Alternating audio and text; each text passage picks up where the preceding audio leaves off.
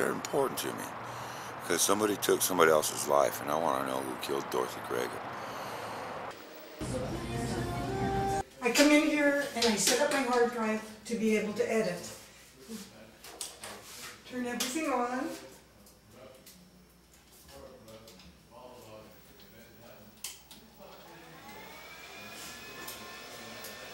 My sunglasses on. And everything sets up. And then I get my show on the air. Greger also used these facilities.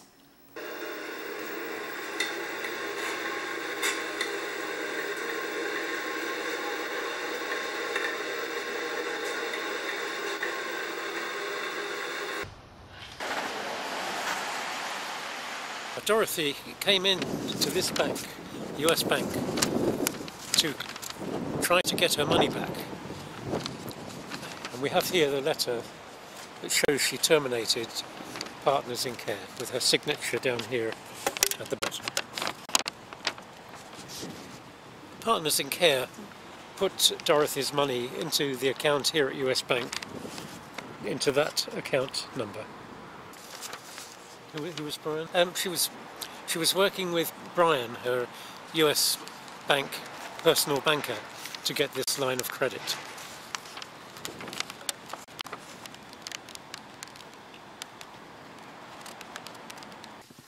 Oh, they've supplied it.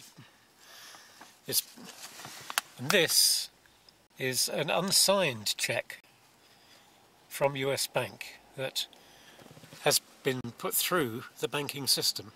And this is the cheque that Victoria used to open up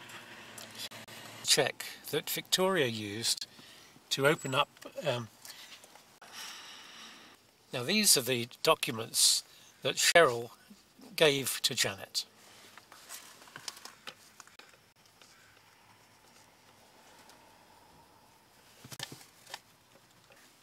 Now Victoria went on to complete tax returns with the same EIN number that was issued in 2004 that she said had been issued in 1995.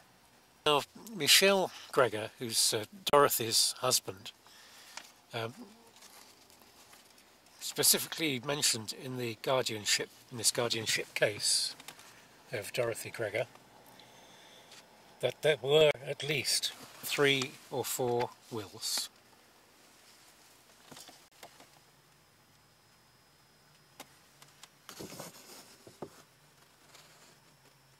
Jill is Stephen Greger's daughter, and she also had problems with Sally.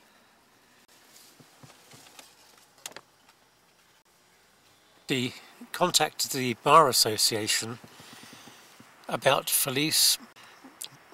No, I've got that wrong. Dorothy contacted the State Bar Association. Dorothy sent a letter to Felice and Nancy Miller at the Washington State Bar Association Disciplinary Council, complaining about Richard Gregorak. She also complained about the fictitious numbers, EIN numbers, and the IRS forms that Victoria filed. Signed the complaint, and she also sent a copy to the FBI, Fred Goot, Special Agent. Dorothy was a whistleblower. Yes, I have 3 adult kids in her family. I have 6 grandchildren. Wow. She's got 2 sets of twins in one family. Oh wow, and 1. And then the other one she's got, it's 2.5 years old. And then I have a daughter that lives in London. And she has a 9-year-old. And she's in the music business. And really? She's beautiful. My girlfriend is an opera singer. Is an opera singer? Yeah. Oh. And Heather plays guitar. She's in a band. She was in a band in California, and one that sort of recognizable. This is Courtney Love. Oh. Heather was in Hole, wrote a lot of music. She's in Hole? She was in Hole. Cool. That's neat to know.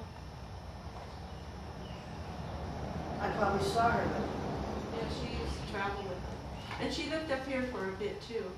And then her husband has a group called the Hypnotics. Hypnotics? I don't know if I know them. I recognize something about it. A lot of times, and he has another one, another band too, something Moses, like Moses or something. And he travels around London and Europe, basically. He's from London. Okay. And the 9-year-old plays guitar too. Oh my gosh. Yeah. So I was telling him, because he practices it, he's almost as good as his parents. He says he's a lot better. Good mother, I'm a lot better. Oh, nice. How old is he now? He is 9 on Christmas Day. On And you ask him Christmas Day. who his friends are, and he tells you all the people in Guns N' Roses because they signed his guitar. Hi. Hello. Grinder. She brought it out of her kitchen. And yes, she had the taxi driver help her bring this in one day. It weighs about 40 or 50 pounds, and I don't know, I think she got a neighbor kid to put it in the taxi for her. But anyway, one of her other great finds that we love. Still works. She used it for a year, she said. She hated to get rid of it, but she loved her freshly ground coffee in the morning. Is also a whistleblower.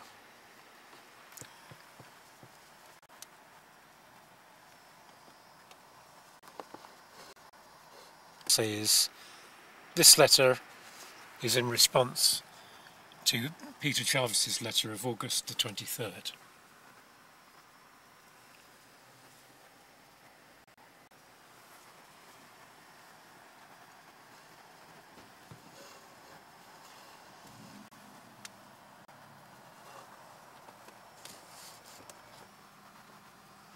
It also filed a bar complaint.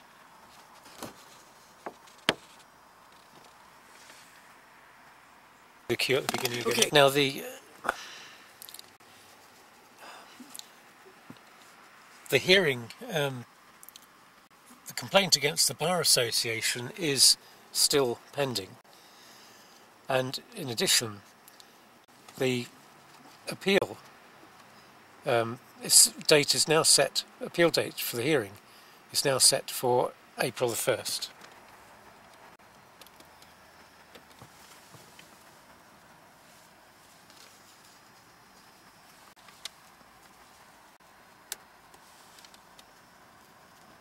The court, on its own motion, is requiring the attorneys to appear.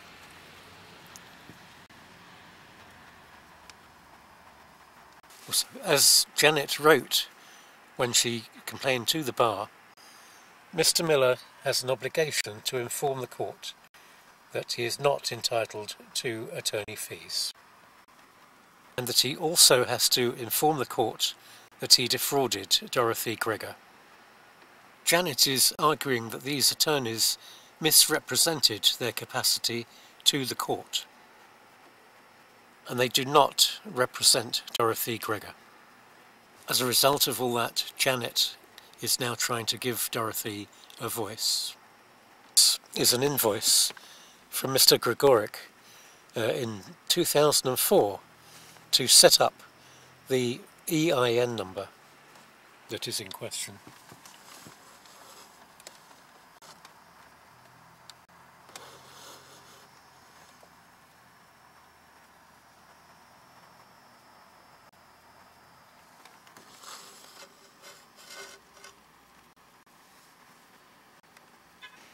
And this is in Dorothy's handwriting, mentioning that it is an EIN number. And the number was used to set up the 1995 account. Tax information authorization that Dorothy signed in 2004 and referred to in the invoice.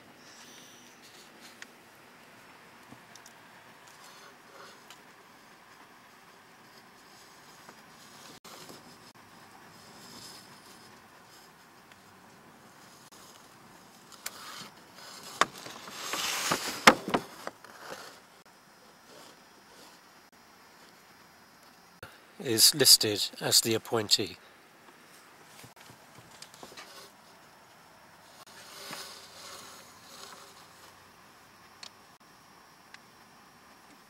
writing on this document is also Dorothy's own handwriting.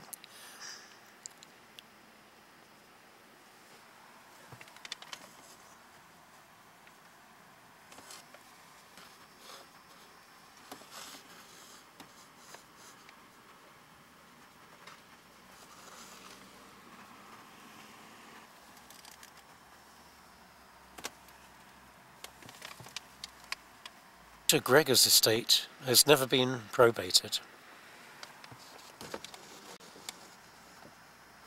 Involved in this case, and the tax returns that were filed by BDO, those tax returns never mentioned anything about Bank of America, and that one of the things that Sala asked me to investigate is to find the people. And one of the things that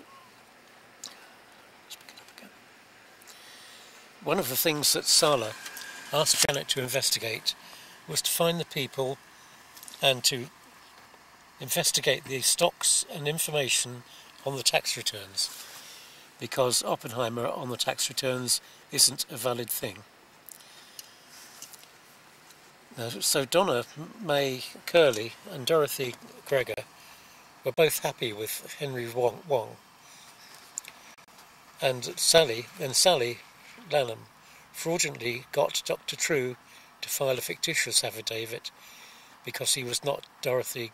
In 2004, when Victoria became the trustee, the Attorney General himself signed the document, allowing the removal of the last trustee. And Dorothy signed too.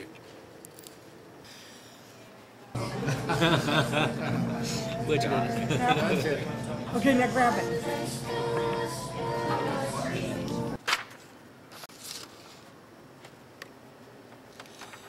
Dorothy herself reported this to Fred Goot at the FBI and also to the Attorney General's office. So having presented all these details about Dorothy, I'm now looking forward to reading Janet's book about this case. 187 pages and counting. Bond.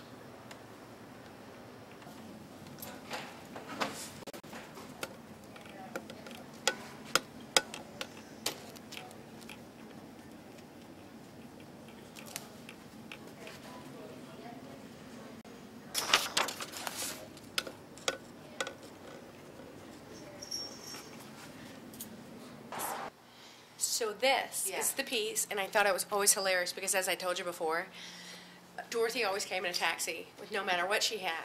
So I said, Dorothy, because you always come in a taxi, you should have this taxi sign. So this was the piece. She loved it. She threatened to carry it home in her taxi cab, but obviously it wouldn't fit. But anyway, take a look at this. Wonderful. This is a restored, it's a double-sided taxi sign that they would put over taxi stands. We're in the, probably from the 20s to 40s.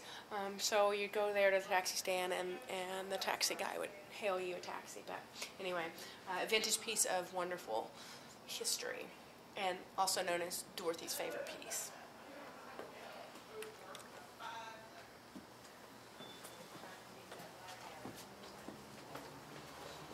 And one of the other things that we do here at Alifair Antique and Estate Company is if you're a great buying customer, we will open our 50s refrigerator and we will give you a nice cold beer. And Dorothy, even though she was a great customer, she didn't drink beer. Her thing that she liked that we kept around for her all the time, hot dogs. I know, crazy, sounds crazy. There was a period in time, I guess, in her life that she didn't have a lot of food, and so she loved hot dogs. So I always kept the refrigerator stuffed full of hot dogs, and we would microwave them for her, and she would eat a hot dog as she was talking and roaming around the store and shopping. So, Dorothy, here's to your hot dogs. We still keep them in stock for you. It was a pleasure. Good luck on your film. I wish you the best, and we'll see you soon. Who killed Dorothy Reagan? Gotta turn the speaker on.